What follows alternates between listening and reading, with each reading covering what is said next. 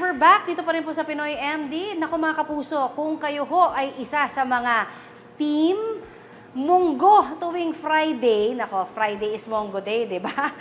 Nako, eto, makinig dahil malamang sa hindi, no, kung kayo ho ay napakahilig dyan, eh baka nakakaranas na ho kayo ng mga pananakit sa inyong mga kasukasuan o yung mga tinatawag po nating gout, no?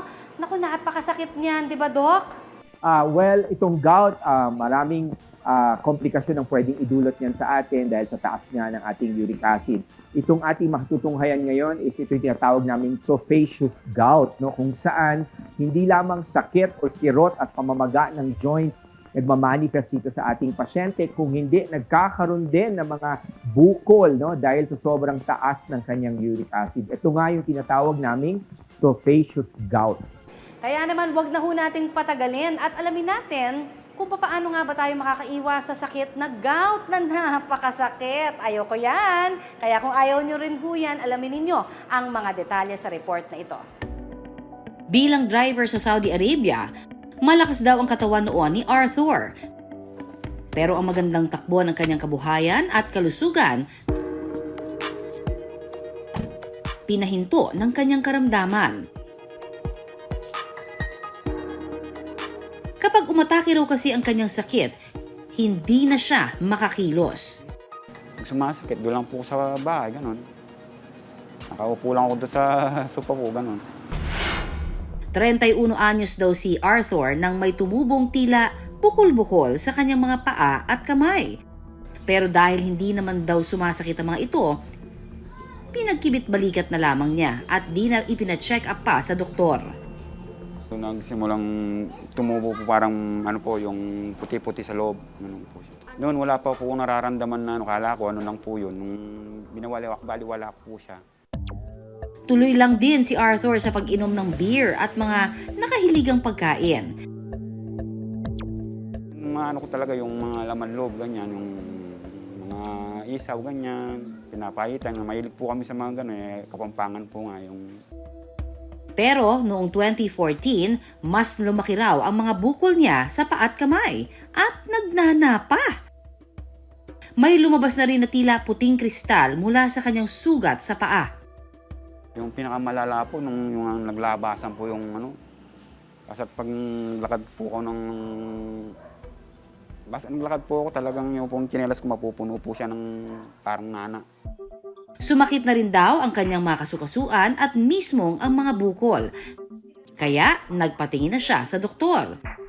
Talagang hindi po makalakad, masakit po talaga yung mga ganyan mga pa. Doon nalaman ni Arthur ang totoong lagay niya. Mayroon daw pala siyang gouty arthritis. Masakit po talaga. Tinitiis ko lang po kahit na panganak ko, pag nasa likod po ako ng bahay, iyak na lang po ako. Ayon kay Dr. Geraldine Ging Zamora, isang rheumatologist, ang gout ay isang uri ng arthritis. Ang gout ay isang uri ng arthritis o rheuma kung saan ang sanhi nito ay mataas yung uric acid sa blood or sa katawan natin. Lahat naman daw tayo ay natural na may uric acid sa katawan. Karaniwang inilalabas ito sa pamamagitan ng pag-ihi o pagdumi.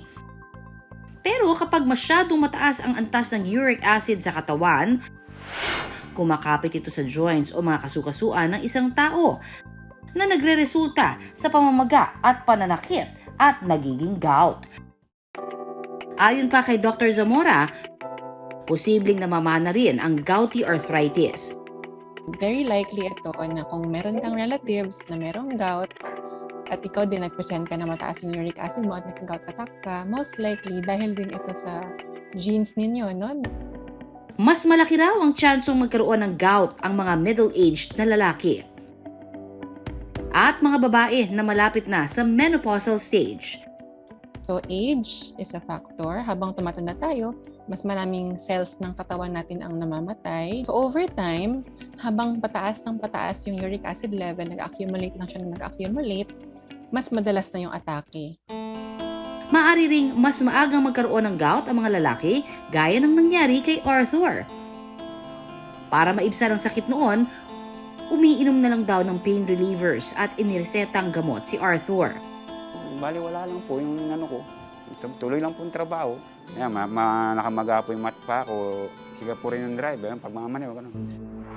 Pero sa paglipas ng taon, lumala ang gout ni Arthur. Hanggang noong 2019, kinailangan daw siyang sumailalim sa mas intensibong gamutan. Dinala ko po sa doktor, yun po in-inject. Pinapapayak na kung kailan ko matatanggal yung nararamdaman ko ito. Tuloy na natin ang usapin na tungkol po sa gout. Napakasakit dahil makikita nyo, bukol-bukol na, literal ang ating pong mga kasukasuan. At marami ho tayong mga na-interview nga ng mga kababayan natin na meron na nito. Oo naman, Connie, kaya nga importante na talagang nasusukat natin yung antas ng ating uric acid. Although malaki ang contribution talaga ng pagkain dito sa pagtaas ng uric acid dahil may mga pagkain talaga magpapataas ng tinatawag nating purine. Pero ang gout at kadalasan ay ang uric acid kadalasan, ito rin ay sintomas na kadalasan ng ating katawan ay maraming pinagdadaan ng tawag nating oxidation. So kasi ang uric acid, ito ay makukonsider nating endogenous or napoproduce ng sariling katawan natin at ginagamit ito kadalasan ng ating katawan para proteksyonan tayo against oxidation. Kaya pag masyadong mataas ang uric acid, hindi lang dapat na alamin natin kung paano natin ito mapapababa, dapat din nating alamin kung bakit ito tumataas. Mga paraan para makaiwas po sa sakit na gout, alamin. Ang dating masiglang OFW na si Arthur, mabagal ng kumilos ngayon dahil sa kanyang gout. Sa ating katawan ko, minimiss po yun. Yung gusto kong puntahan, hindi ko mapupuntahan. 2020 nang matapos ang kontrata ni Arthur sa pinapasukang kumpanya sa Saudi. Dahil sa sakit, nagpasya siyang umuwi na lamang sa Pilipinas. Siguro po, dito na lang po, maghanap po ko ng trabaho dito, magmamaneho po ulit naman. Para po mayroon pang suporta pa sa mga pamilya. Ayon kay Arthur, 2019 nang tumindi ang pagsakit ng kanyang mga kasukasuan ng dahil sa gout. Dinala ko po sa doktor, yun po in-inject. Natanggal po ang sakit niya, tapos nung natanggal ang sakit, pinabayaan ko mga ilang buwan po, wala po siyang wala ko nararamdaman. Kunwari po namaga yung isang parte ng katawan, gusto niya mas mabilis yung pagkawala ng pamamaga at pain, kaysa iinumin niya yung gamot for several days, ipapa-inject na lang niya ng steroid. Mas mabilis yun. Lahat naman tayo ay nasa peligrong magkaroon ng gout, lalo na kung magpapabaya. Dahil daw ito sa uric acid sa ating katawan.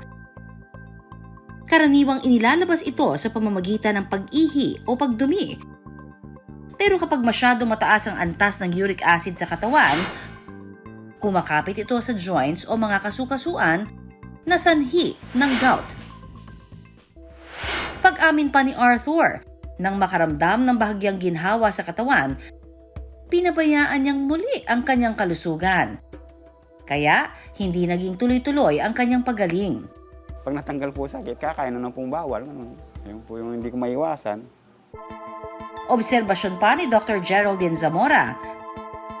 Posibleng chronic tophaceous gout ang kondisyon ni Arthur. May tophi nga po siya sa iba't ibang parte ng katawan at parang pumuputok na po yung tophi niya sa may paa. So, isa po yung komplikasyon. At yun yung mga pag matagal na po yung gout, na chronic tophaceous gout na po yung tawag doon. Mahabang gamutan daw kasi ang kailangan para maibalik sa dati ang kalusugan ng mga may chronic tophaceous gout tulad ni Arthur. Maaari pa namang mawala yung mga tophi na yun, pero matagal din po. Ang nababanggit ko nga sa mga pasyente ko, kung gaano nyo po katagal yan inalagaan or pinatubo, baka ganun din po yung time na before siyang matunaw lahat at matanggal. Maaari rin daw sumailalim sa operasyon ng mga pasyente na malala na ang kalagayan. Pero paalala ni Dr. Zamora, mahalagang mapababa muna ang uric acid level sa katawan ng pasyente bago isagawa ang operasyon. Pwede naman po itong tanggalin using surgery or surgical means. Ang gusto lang sana namin mangyari is before mag-surgery for this, kailangan yung uric acid po ng pasyente mababa na po. Kasi kung hindi po, babalik lang naman yun. Sayang lang yung pag-opera. Makatutulong daw sa pagpapababa ng uric acid ang pag-inom ng maintenance medicine na para sa gout. Kailangan lang talaga maintindihan ng pasyente na pag nireseta ito, usually talaga maintenance na po ito.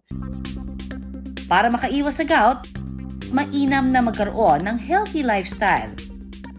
Nababurn mo yung calories, mabawasan yung magiging fat, no? And kung mas konti yung fat cells mo, mas konti yung taba, mas konti rin malamang yung uric acid na gagawin ng katawan. So, important talaga ang physical activity. In terms of food, maganda rin po mag-iiwas tayo ng pagkain at inumin na nakakataas ng uric acid. Hindi rin naman daw bawal kumain ng mga gulay na mabuto. Basta in moderation o yung sapat na dami lamang. So, ang munggo per se, ang mga beans, ang gulay in general, hindi po ito bawal sa mga taong may gout o rheuma. Pero hindi po sila yung culprit sa pagkataas ng uric acid natin. Mas important po yung manner of cooking.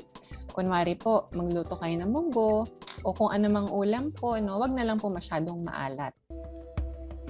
Payo pa ni Dr. Zamora sa mga may gout, regular na kumonsulta sa doktor at sundin ang inirekomendang gamutan. Ang suggestion ko kay Sir Arthur ay, of course, mag-kumonsulta sa isang doktor. And yung i-recommend sa kanya ng doktor, magandang sundin. And most likely, bibigyan siya ng pampababa ng uric acid. I-maintain po ito ng as in matagal para magkaintindihan po. And hindi po yung basta-basta itigil yung gamot pag wala na pong masakit. Hindi pa rin naman daw huli ang lahat para kay Arthur at mga katulad niya. Dapat po tuloy-tuloy para consistently maibaba yung uric acid level to less than 5 milligrams per deciliter, especially kung meron na po yung mga tophi nga po, para po eventually maari po silang matunaw. Individualized talaga ang gamutan. Depende po talaga ito sa kondisyon ng pasyente at yung iba pa niyang medical issues. Kung ano po yung sinasabi ng doktor, sundin na lang po yung para mabawasan po yung pagkaano ng uric, para bumaba po ang Pakatandaan po, huwag baliwalain ang anumang nararamdaman sa katawan. Anumang sakit yan, maaaring mahanapan pa ng tamang lunas kung maagang matutuklasan.